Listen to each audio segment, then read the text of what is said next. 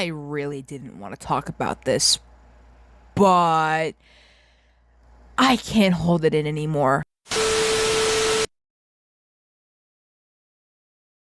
If you've been subscribed to my channel for a long time, you would know how I feel about reboots and remakes as well as sequels. I think sometimes, if done well, the sequels can be, good, but once in a while when they make more, it just isn't so good. And then when they reboot the whole thing or remake it, it makes you want to watch the old version more. And I just. It's really difficult to talk about this because I never knew this existed until I became a fan of the Monkees. And rather than talking about the Monkees in this video, I'm just going to redirect you to like a nutshell history video about them because this video isn't about them.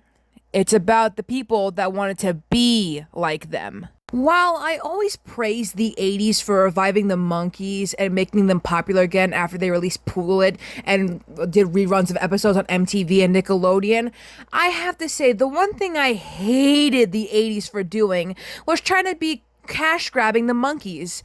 For those of you who don't know what a cash grab is, I'll explain it to you later, but in a nutshell, some people thought it'd be a funny idea to revive the Monkees after the 20th anniversary aired in 1986. Now, before I talk about the new Monkees, I like to mention what a cash grab is.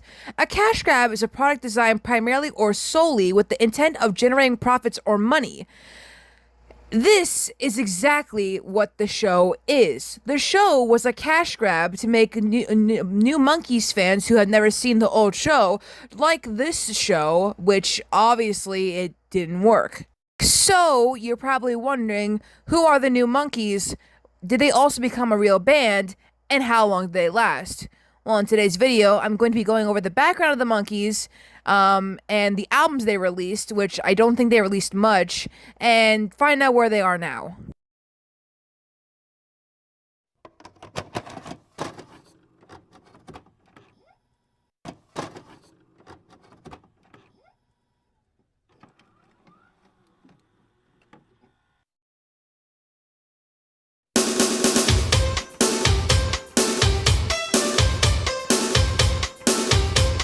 On KST Washington.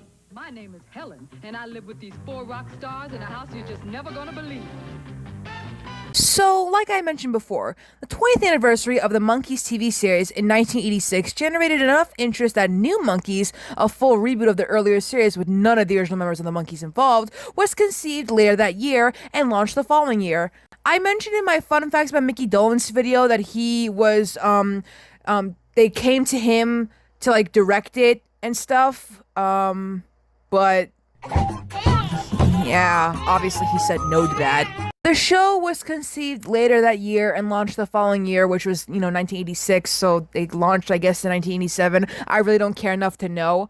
The show was distributed by LBS Communications in association with Coca-Cola Telecommunications. Straber Productions, headed by Steve Blonner, who was a former partner of original Monkees producer Robert Raffleson and Bert Schneider, served as project producers. The group's members were Jared Chandler, Dino Koves, Marty Ross, and Larry Staulis. And it has been with the original Monkees, each had to pass a grueling set of auditions. Unlike the previous series, however, musical ability was a key factor in the selection process. Ross, a multi-instrumentalist, had earlier been signed to CBS Records with his former band, The Wigs.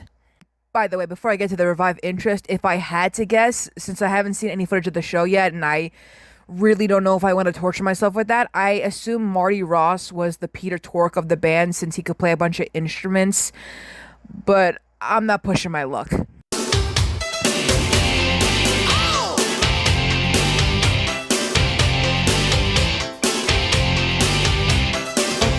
So, apparently, on November 11, 2017, all 4 new Monkees attended a 30-year reunion organized by Amy Cullen. They were interviewed for the podcast Deep Dish Radio with Tim Powers and performed a few songs. On February 16, 2019, oh geez, I didn't even realize it was that. Oh my god. Anyways, the new Monkees performed a concert arranged by Jody Ritson at the Pig and Whistle restaurant and bar in Los Angeles with an appearance by the original Monkee, Mickey Dolenz. While the original Monkees had 32 episodes, the new Monkees only had 13 episodes. And can you really blame them? I mean, look at this. Why the fuck would you want to reboot the Monkees? They weren't even that old yet.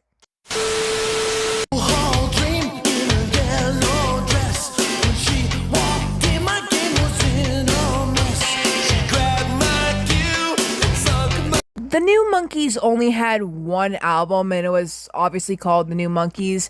And each track, like Slide 1 or whatever the CD naming of it was, only had 5 songs, while Side 2 only had 6. After that, they released a single and then a song called Yulesville. But I truly don't care. Now, you probably think that's all there is to New Monkees, but I'm just warming up. I found a whole Yahoo.com article about the history of the New Monkees, so obviously I'm going to read the whole thing because I like to torture myself for you people. This is what I get for being me.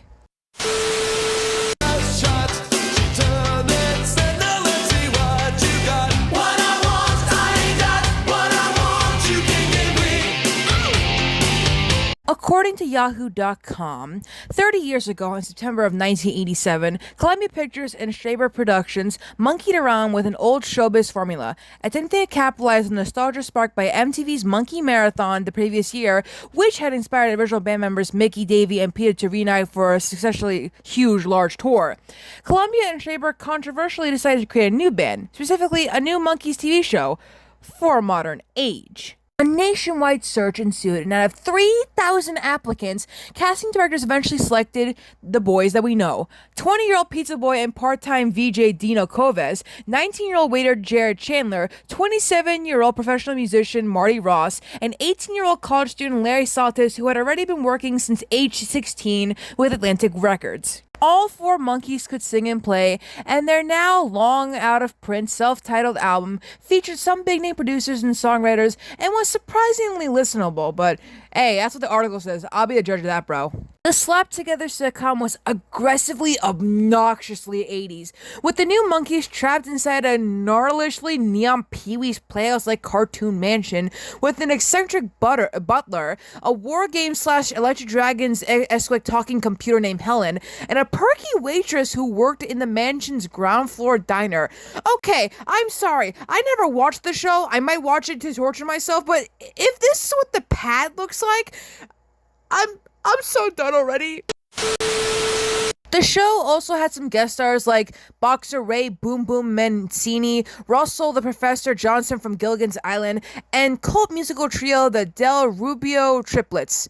I don't know any of these, but oh my god, one episode's plotline actually involved the band meeting the Pope in the diner. Oh my god. None of it made much sense, and aside from a couple of clever skits that might have gone viral if YouTube or Facebook had existed in 1987, very little of it worked. According to the article, the show was supposed to have 22 episodes, so unlike the Monkees, they were only going to have 22, while the Monkees had 32 or something like that. But since the show was so bad and generated a backlash from outraged old school Monkees fans and even a lawsuit from the original Monkees themselves, it was yanked after 13 episodes. As the book The Complete Directory to Primetime Network and Cable TV Shows 1946 Present points out, the show was on the air for less time than it had taken the producers to find Dino, Marty, Larry, and Jared. However, 3 decades later, the show serves as a fascinating late 80s artifact. While Saltis had left show business and now runs his own construction company, the other 3 still work in entertainment. Chandler is a military consultant for movies, TV shows, and video games. Ross is a successful film and television composer. And Kovis is an actor and director who just finished directing his first feature film, Sleeping Dogs Lie, and is currently working at work on the sci-fi thriller Roadkill. The band members have reunited over the years, although Kovacs quips that he likes to call them get-togethers and not reunions, much to the delight of their small but devoted cult fan base, and they remain pals. I'd like to read a quote that Mickey Dolenz said when asked about directing the pilot for the New Monkees.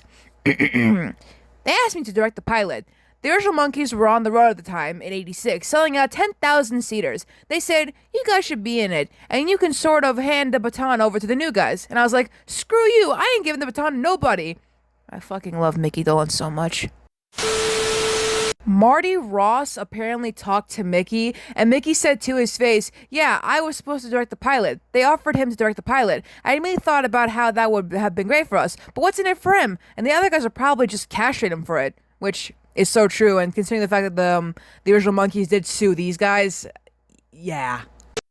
I'm not sure if I want to read this article from MeTV.com about what happened to the new Monkees, but considering this video is already a rant, I guess I might as well.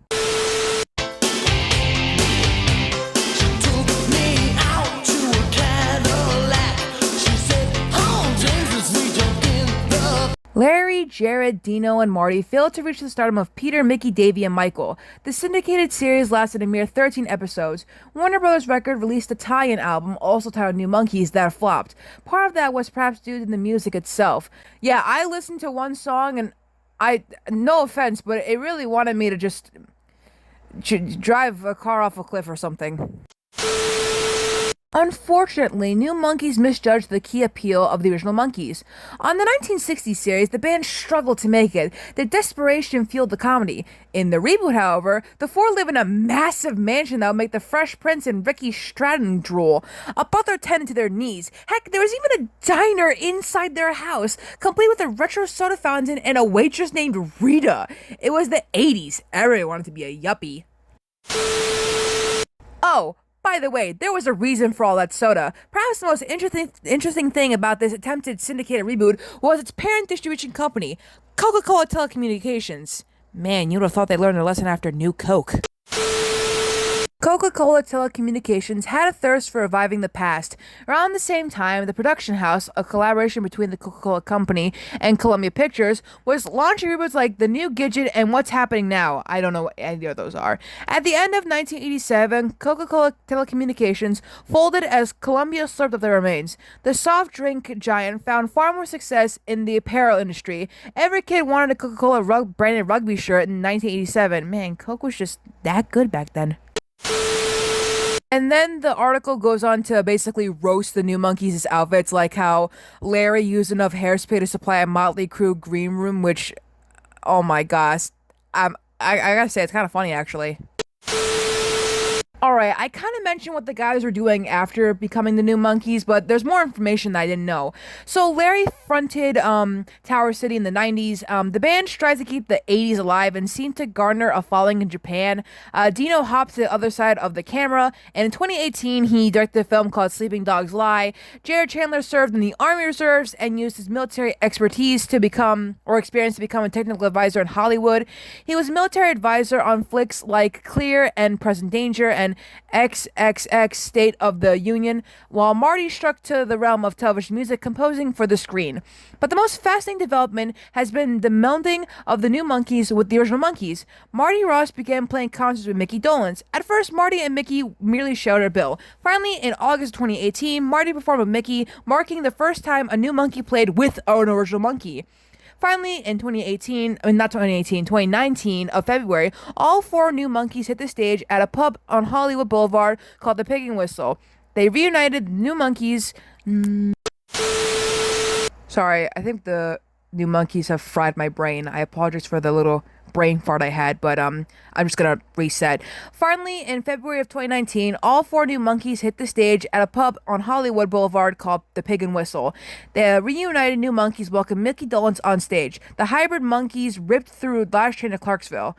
I don't want to see.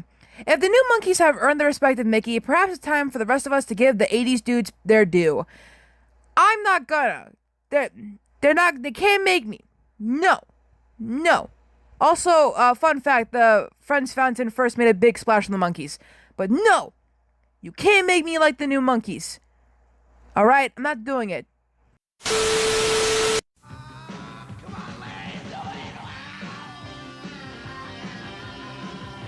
Thank you for watching this rant of a video. Make sure to like and subscribe, I guess. I did say I would watch all 13 episodes or however many episodes of Ferris Bueller's Show, so I guess if you like this video enough, I might torture myself by watching all the episodes of the new Monkees if I can find all of them. Don't push your luck though, because I don't know if I'm gonna cave in and cry about it. I'll see you all later, and have a good day. I used to be frightened by all the wine coolers I saw. I was scared I wouldn't pick the right one. Luckily, I did. It was the most refreshing one of them all, Sun Country Wine Cooler. You see, Sun Country is a blend of premium white wine and real fruit juice. That's what gives it its great taste. Sun Country, say, give me the real juice cooler. If you don't say Sun Country, you'd better sleep with your lights on. I love the rich, whole wheat goodness of Kellogg's Mini Wheats. But the delicious frosted side makes the rich kid in me open wide. The nutritious shredded wheat helps keep me on my toes. But the little ballerina in me thinks the taste steals the show. Kellogg's Mini Wheats, wholesome shredded wheat for the adult in you, great taste for the kid in you, so they're delicious and nutritious. The whole grain wheat really packs a crunch, but the delicious taste gives it just the right punch. Before Backstreet Boys, before NSYNC, there was... Stop! You don't happen to be the Monkees. Peter, Mike, Mickey, and Davey. The rise... They're screaming and... Oh, you gotta be fucking...